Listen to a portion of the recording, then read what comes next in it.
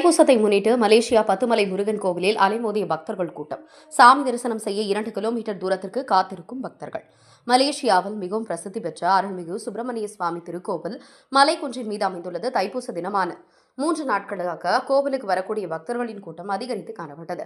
குறிப்பாக ஞாயிற்றுக்கிழமை விடுமுறை மற்றும் தைப்பூசம் என்பதால் மலேசியாவில், சிங்கப்பூர், தாய்லாந்து, பல்வேறு நாடுகளிலிருந்து ஏராளமான பக்தர்கள் சாமி தரிசனம் செய்ய காலம் முதலே கோவிலுக்கு காவடி மற்றும் பால்குடங்கள் அலகு குத்தியபடி வந்த வண்ணம் இருந்தனர். மலைக்குன்றிலிருந்து சுமார் 2 கிலோமீட்டர் தூரத்திற்கு சாமி தரிசனம் செய்ய பக்தர்கள் கூட்டம் நீண்ட வரிசையில் காத்திருந்தனர். குறிப்பாக போக்குவரத்து நெரிசல் மற்றும் கூட்ட நெரிசல் ஏற்படாத வகையில் கோவில் வளாகம் செல்லக்கூடிய பகுதி முழுவதும் போக்குவரத்து முற்றிலும் நிறுத்தப்பட்டது. பக்தர்கள் நடந்து சென்று சாமி தரிசனம் செய்தனர். இடையில் பக்தர்கள் புகுந்து செல்வதால் வாக்குவாதம், கூட்ட நெரிசல் ஏற்படுவதால் பக்தர்கள் அந்த பகுதியில் நடந்து செல்வதற்கும் தடை விதிக்கப்பட்டு சாமி தரிசனம் செய்வதற்காக உள்ள வரிசையில் மட்டுமே செல்ல அனுமதிக்கப்பட்டு வந்தனர். தற்போதைய சூழலில் சுமார் 3 மணி நேரம் காத்திருந்து சாமி தரிசனம் செய்யும் நிலை ஏற்பட்டது. கோவில் வளாகம் முழுவதும் வாகனங்கள் செல்லாத வகையில் தடுப்புகள் அமைக்கப்பட்டு போலீசார் தீவிர பாதுகாப்பு பணியில் ஈடுபட்டனர். தொடர்ந்து கோவிலுக்கு வரக்கூடிய பக்தர்கள் கூட்டம் அதிகரித்து காணப்பட்டு வந்ததால் போலீசார் தீவிர பாதுகாப்பு பணியில் ஈடுபட்டு வருகின்றனர்.